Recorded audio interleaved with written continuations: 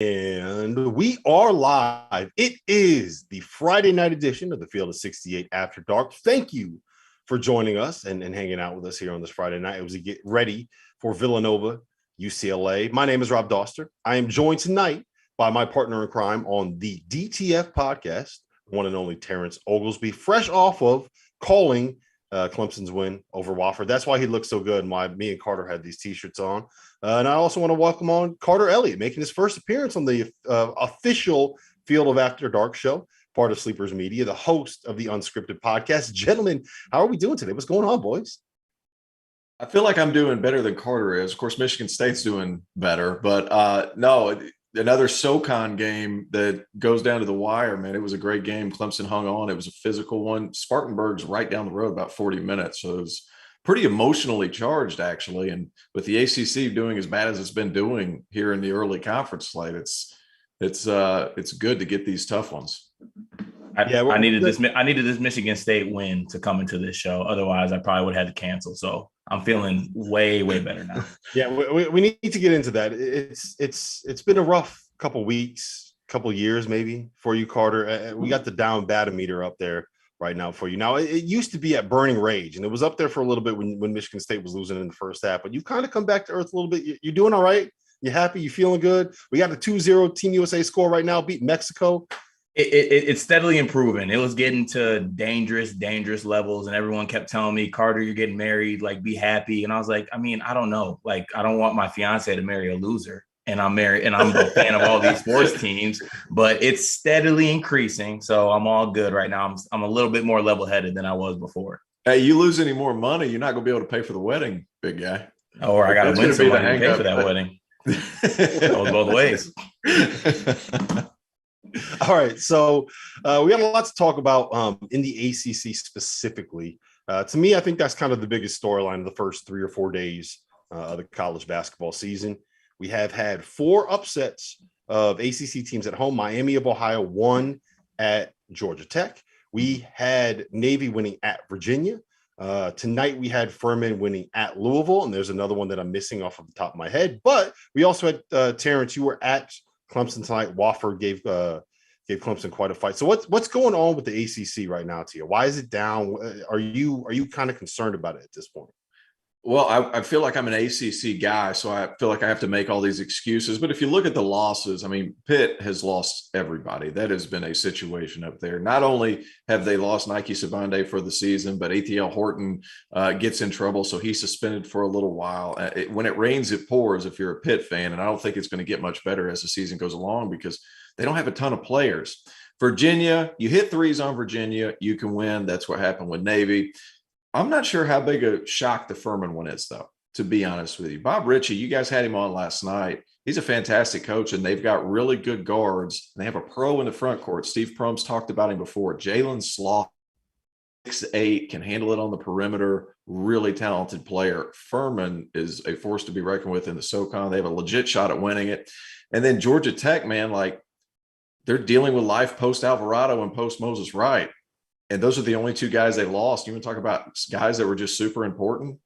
It's tough. So all those teams are in transition, not to mention Louisville's dealing with not even having their coach on the sideline. So there's going to be some adjustments, but I'm making excuses. Look, UNC is playing close to Brown right now. Like, I'm making excuses for the ACC. They should be winning these games. But 3 out of the 4, Virginia being the exception, you kind of understand. Yeah, I mean, it makes sense. And to your point about Bob Ritchie, he was on the show last night. He did talk to us about making gumbo and making etouffee because he can't get any good Cajun food out of Louisiana.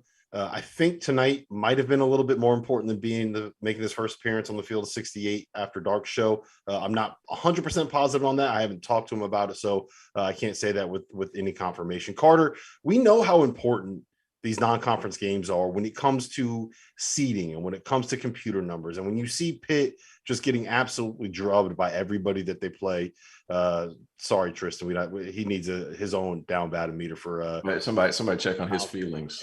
But he's just not good. But we know how those teams, if they're really, really bad at the bottom of the league, can completely tank the computer numbers. We've seen it with the Pac-12 in the past. We see it all the time with the American. Are we running into a situation where the ACC is going to find themselves hurt by the way that the bottom of the league is performing? Yeah, honestly, I think it will hurt them moving forward, especially when you're looking back on NCAA tournament seeding. And obviously, unlike T.O., I'm a little more unbiased when talking about the ACC. But look, when you talk about ACC basketball, it's historically just a great conference, top to bottom usually. Through past and recent years, it seems that the bottom half hasn't been as great. But just the shock value on paper when you're looking at some of these games, like a Furman keeping up and a Furman beating a Louisville team or a Citadel beating a Pittsburgh team, the actual value in looking at it, it just really looks bad on paper. And I think that that's going to have an effect when it comes to this seeding. And look, I think they're going to turn it around. There's a long non-conference schedule, plenty of times to get some good non-conference wins, but let's just say like slow out of the gate is exactly what's happening in the ACC right now. Yeah, and it's to your point, it drags everything down, right? As good as the Citadel was, and as important as that win was for the program, as good as it was for Furman, like that's great for those leagues because it's going to bring everything up, right? But the same thing happens in the ACC. So, Tia, what is going on with that conference right now that we're seeing some of these things come to fruition? Is it too big?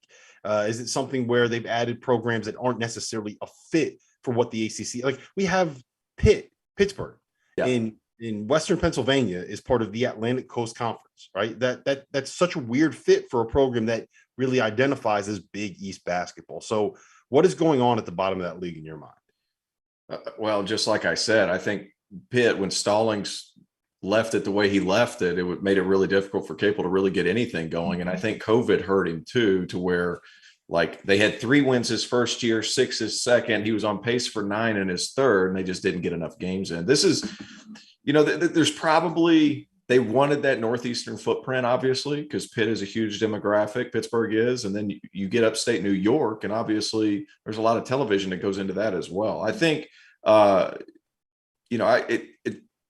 me, it was a weird fit too, because when you go to those campuses, those aren't ACC campuses. They aren't this. There's not the same vibe. It's not this kind of the same fan base. And even Jim Boeheim said he's like it's kind of a strange fit that Syracuse has to go down and play Miami. But I think a lot of the reasons that they're struggling, every program that we mentioned in these 4 losses are going through some type of transition, and with transition sometimes comes some hurdles, and they're tripping at the starting line right now.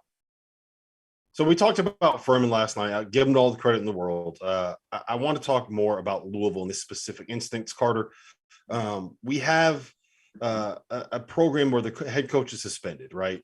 He's also not really gotten that thing going the way that Louisville fans wanted to get going, but he's been crippled by all of this NCAA stuff hanging over his head since Rick Pitino, since the FBI investigation.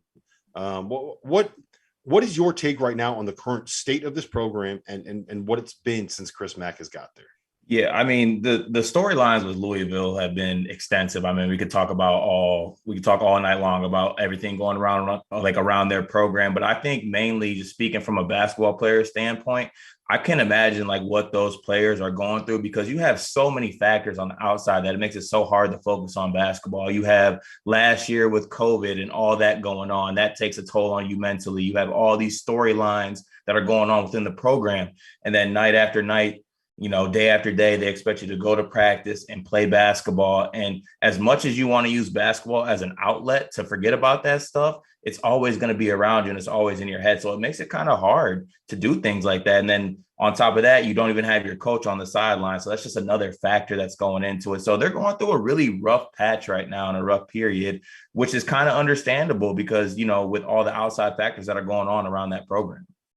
Just looking at the game, though, I know we're going to move on to Campy in a moment, but just looking at the game, you bring in all that shooting in the offseason via the transfer portal because you've had a hard time recruiting high school kids because of everything that's going on. Still only shot 24%. They aren't able to hit shots from the perimeter. And then Furman obviously has guys who can knock it down. I'm a little shocked that that's the way it's going, that Louisville's not able to generate a little bit more offense.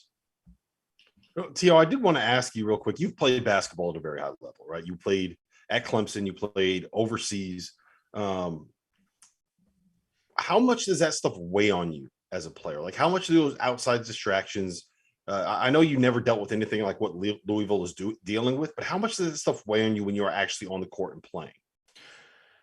Yeah, it depends on, I guess it's a person to person thing, but general happiness. I remember whenever I was playing in Europe when I was 20 years old, I left after my sophomore year, and it was the first time in my life I just felt alone all the time.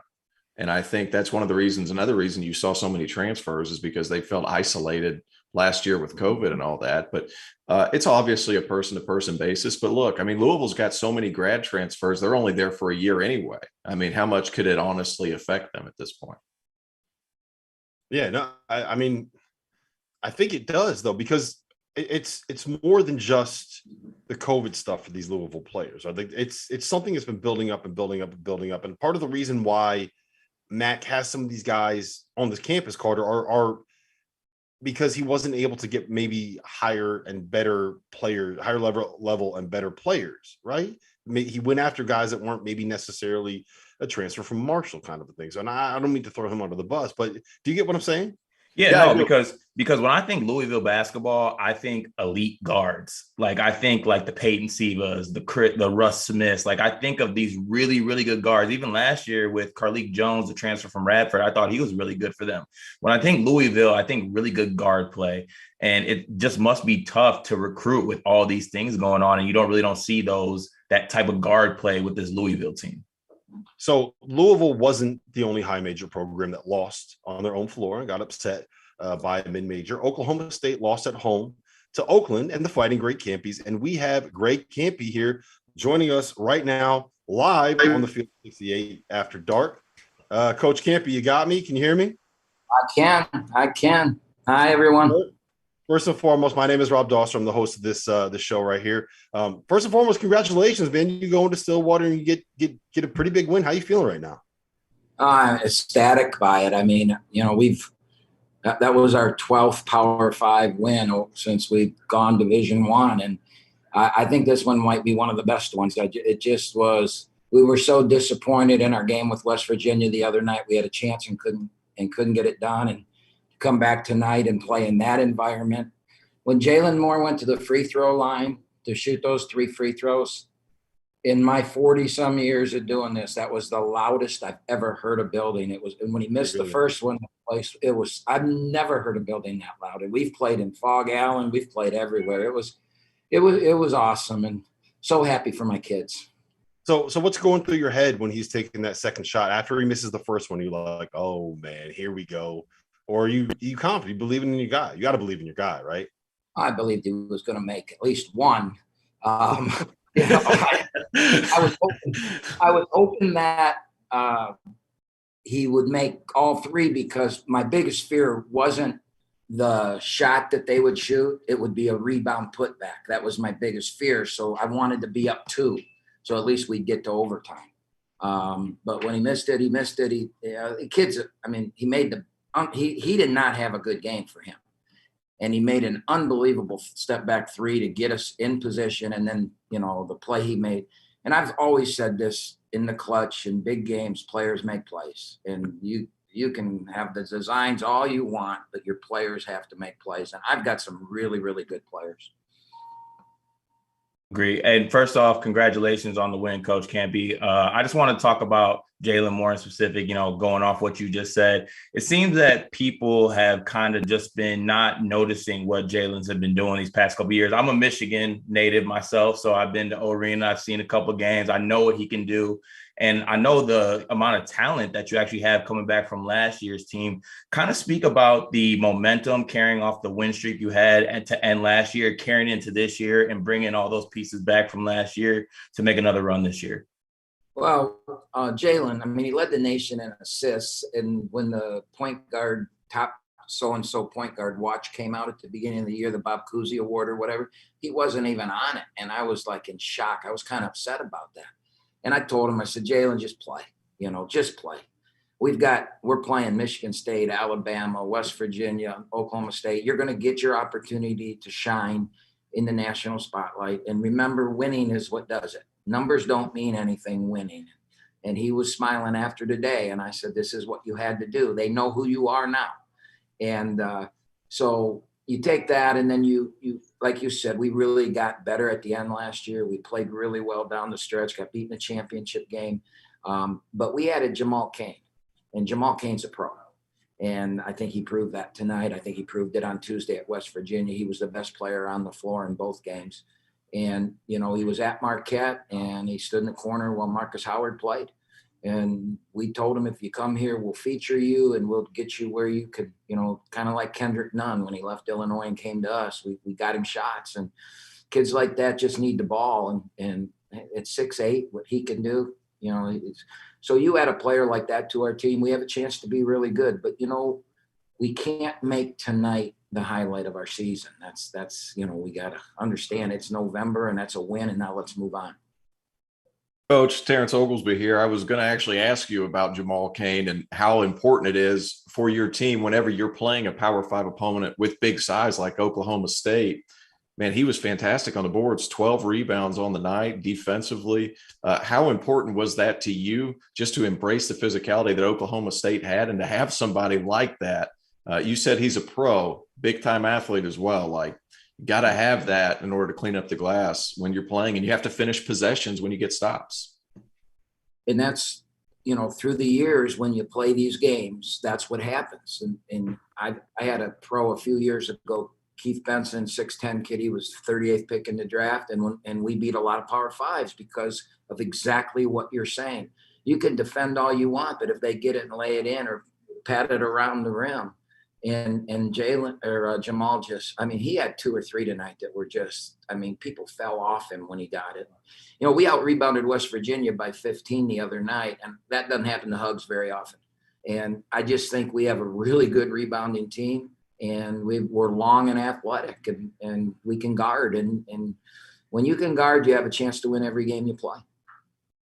Well, Coach Campy, listen, I appreciate you coming on and joining us. Congrats on the win. We just had Jeff Goodman jump in the waiting room, and he's sitting here itching to ask you a question. I figured you probably want to get out of here before you have to deal with him. So we appreciate your time. Congrats on the win. Best of luck the rest of the season, and hopefully we get you back on here. This isn't going to be the best part of Oakland season. Getting on the field at 60 after dark is not going to be the best part of Great Campy season. I actually listen to you guys, so I'm glad that I got a chance to come on. You got a great show, and I love what you guys do for college basketball. This is very, very good, and I'm glad Oakland got to be on it tonight. So thank you. Hey, thank you for giving us to talk about, man. Appreciate you. Big time, Coach. Congratulations. Big win. Way to put off in Michigan, Coach Campy. Appreciate that. All right, thanks, guys. Hey, man, that's not bad. That's not bad. Yeah, listen, I don't know if this is going to work. We're testing something out here. We're going to try it. We have Jeff Goodman right now at Villanova, UCLA, and he is frozen. I think we're going to have to scrap this, kick him out. Craig, he's also frozen in an angle that no one wants to see Jeff Goodman at. I think that's the worst part about this. Hey, Goodman, make sure you get your best 15 pounds, guys. He told us he lost 15 pounds, but you can see all 3 of his chins right there. I think he's lying. He looks like Eddie Munster's dad. Like, what an angle. That's not what he looks like at all. Like, he looks like Eddie Munster's dad. No keto diet can help you bounce back from that angle.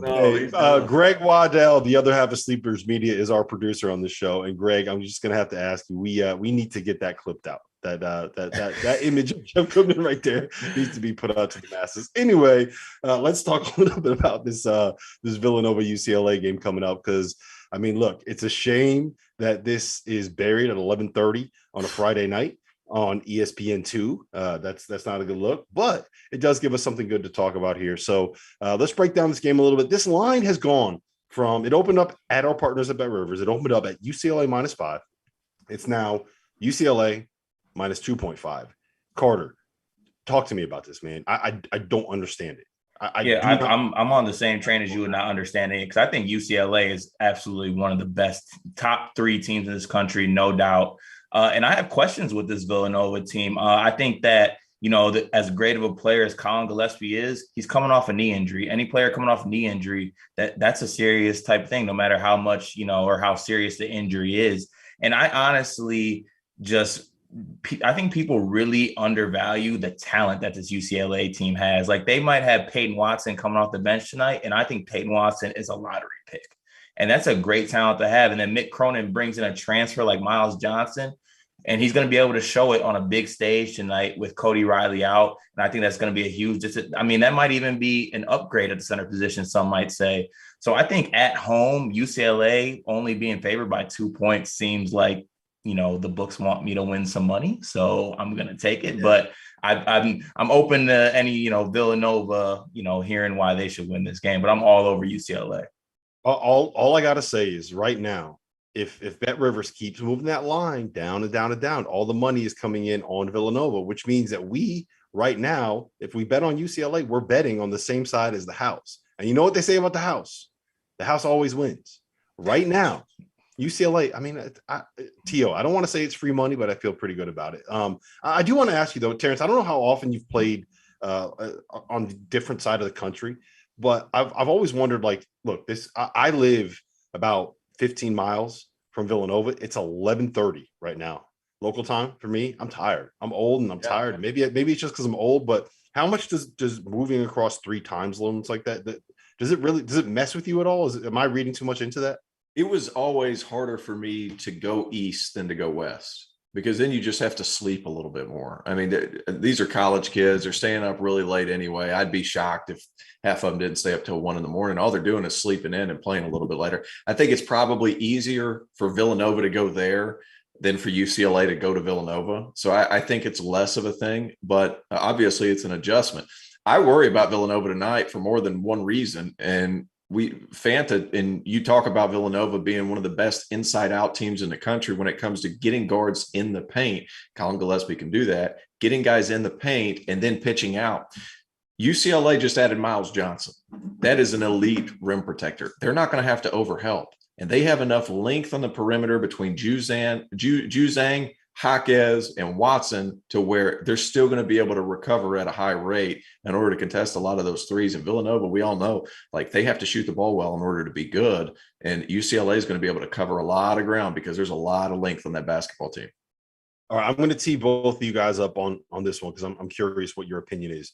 I think that matchup at the 5 is going to be what ends up determining this game, right? Because Miles Johnson, as good, as big, as physical as he is, he's going to have to guard who? Like Jermaine Samuels tonight? I don't know if Jermaine Samuels is going to be able to stop him, but Miles Johnson is not a guy known for his offense. So, Carter, I'm going to go to you first on this one. Tio, I want your take as well. But are you worried about that specific matchup in this specific matchup? To be honest with you, I'd be more worried about it if I was Jay, right? Because after watching Miles Johnson being a Michigan State fan and, watching him play for Rutgers, I think he's very underrated with his back to the basket. I don't think he really got that many touches at Rutgers, which is maybe one of the reasons he transferred. But as good as he is defensively, I think he could be really good offensively as well, especially getting a smaller 5 like Jermaine Samuels on his back. If he's able to seal him close to the basket, he can finish a lot. And I think even though he's a bigger person, I think he's also pretty light on his feet for a big guy. So if I'm Mick Cronin, I'm like, okay, if Jermaine Samuels is going to beat me, then maybe like I just don't deserve to win this game. But I think that he'll be okay with letting Jermaine Samuels beat them in this game. I don't necessarily worry about it for UCLA, especially on the offensive end, because what's Miles Johnson to them? He's a role guy and a vertical spacer. I mean, even if he does have some back to the basket game, like Carter talks about, I'm not sure that they really need it during this game. Now, defensively, you worry about some things because Gillespie, when he comes off, he is an excellent decision maker. So you worry about that a little bit, but you can just play drop coverage. And if Gillespie's willing to shoot mid-range jumpers all day, I'd let him, because then you're not going to have to over-rotate and help off some of the three-point shooters. Jamar Samuels is going to have a big game. He's going to have to knock down a shot or two to pull out Miles Johnson so they can operate a little bit. But I just think it's too much talent on UCLA to lose at home against Villanova, even though Villanova is very good. Individually, Yeah, I also think it's worth noting Eric Dixon played 23 minutes in their opener. He's a big, physical, kind of undersized 5-man. Mm-hmm. He's a good player. He's a good player. And the thing is, too, is like sometimes those 6'5", 6'6" 5-men, they're so hard to play against because they just get right up underneath you and take your legs out, especially for these 7-footers. But then again, for that being for what it's worth, like, they're not relying on Miles Johnson for that. talent-wise, too much individual scoring for UCLA. Mick Cronin has those guys always defending. We know that, especially now that there's rim protection behind them. You not mentioned always defending, but in the tournament defending. Excuse me. You mentioned always defending, and I want to elaborate on that point because the overriding narrative I've heard from everybody about UCLA heading into the season is they were a playing game team last year. They got hot in the tournament, and now we're calling them the best team in college basketball. Yeah. So I got a couple questions. One, if they had gone on that run that they went on in March and February, would we still be having the same conversation? If they go out and win all those games in November and we're having the same conversation, like they won the games. Doesn't matter when it happened. They won the games, right? And the reason they won those games, the reason why things changed for them in that moment is they started actually playing defense, right? For the longest time, they were, I think it was like mid-February, they were outside the top 100 for a while in adjusted defensive efficiency on KenPom. They are not going to be outside the top 100 in adjusted defensive efficiency on KenPom. I can promise you that. Not only is Miles Johnson going to be a difference maker, but you mentioned Peyton Watson, Carter. Like that dude is going to be really, really effective as kind of that third wing defender that they have with Jaime Jaquez, with Johnny Juzang, with Jules Bernard. They have like 4 or 5 guys that can kind of be those switchable 6'6" defenders that everybody is looking for at this point. I think Tiger Campbell is really underrated. So you combine all of those things, right? You have 2 of the best one-on-one initiators in college basketball and Jaime Jaquez and Johnny Juzang. You fix the issues that you had last season with Miles Johnson and Peyton Watson, and you bring back like your winner point guard. Plus, you got a guy in Mick Cronin who's like never not gotten the best out of a team. That's all he does is get the best out of teams. I don't understand that narrative. I also don't understand the overwhelming narrative that we're just assuming that because it's Villanova and that because they bring back Colin Gillespie and Jermaine Samuels, they're going to be great. They weren't great last year. They were like a top 15, top 20 team, and they lost their best player. They lost Jeremiah Robinson Earl, right? So when it comes down to it, those Villanova teams that won the title in 2016 and 2018, both those teams had like 4 or 5 NBA players. The 2018 one had, 4 dudes that got drafted in the top 31 picks of the draft. And that didn't include Eric Pascal, right? They were loaded with pros. Who are the pros on this year's Villanova roster? As much as I like Colin Gillespie, and this is not Colin Gillespie slander, I think that he deserves to be an All-American. He's a very good college player. He's a very, very good college player. Solid college player. If he's a pro, he is a guy that's sitting at the end of a bench because you just need that kind of good point guard at the end of a bench to be a good team player. Like that's what he is. Justin Moore, not a pro. Brandon Slater, not a pro. Jermaine Samuels, like maybe you can find a spot for him somewhere because of his switchability and his physicality. Maybe, I guess, at best. Eric Dixon, good player, not a pro. Caleb Daniels, good player, not a, like there's just not that level of talent. So I don't understand why you lose the one guy that's an NBA player on that roster. You bring everybody else back, and all of a sudden they're going to be better than what they were last season. But at the same time, when UCLA brings everybody back, brings their best players back, all of a sudden they're not going to be as good as they were at the end of last season. Like, so I'm losing my mind here. Someone talk some sense into me. First of all, Rob, you talk about not a pro. Rob Douster, not a Philly guy. Like, goodness, you just went down their entire roster and just not trashed them, but like, you get what I'm saying. Like, stay out of Philadelphia. It's for your health. First of all, you're definitely not a Philly guy because Villanova is not Philadelphia. Villanova is the main line. That is, you know what I mean. You know what I mean. Stay out of that region. Stay out of that region. My bad. Excuse me. I'm from South Carolina. I drive places. Hey, look, we understand. Hey, look, fuck that more like a split hog. No, and another thing too is you got to keep in mind, like Juzang was new to the team. Tiger Campbell had to figure out that Juzang, if he can attack closeouts, he's really, really good. We had to realize that, hey, Jaime Jaquez is best whenever he's initiating it at the beginning of the offense and then kind of has the ball in his hands. Like Mick Cronin, it took him a while, but when they got going, they were really, really good. I think the length will allow them to be more aggressive on the ball this season because of Johnson behind them. And I haven't seen Peyton Watson in person. I've only seen film of him, but Man, length on length on length. He's gained 20 pounds since he got to campus, and he's a really talented kid. Yeah, I think real UCLA. quick, I Carter, think real UCLA has the quick. perfect recipe. Yeah, real quick, Carter. I got to ask you something. They just showed Johnny Juzang tried to dunk in warmups, and he kind of got hung on the front of the rim. Does this change your take at all in terms of what UCLA can win? As long as you can show me hitting his mid-range jumpers, I don't care what Johnny Juzang can do dunking wise. Do not care. I'm sorry, I cut you off. Go ahead. No, I was just going to say, literally, you basically had a perfect formula last year of a UCLA team that bought into Mick Cronin's system. And last year, I left ending that season saying, you know what, they'd be really good if they had a true big man. No disrespect to Cody Riley, but they had a true center on that team and some wing depth. And that's exactly what they did with the addition of Peyton Watson and the addition of Miles Johnson. So now you're basically just running it back, and the weak points of the team were addressed.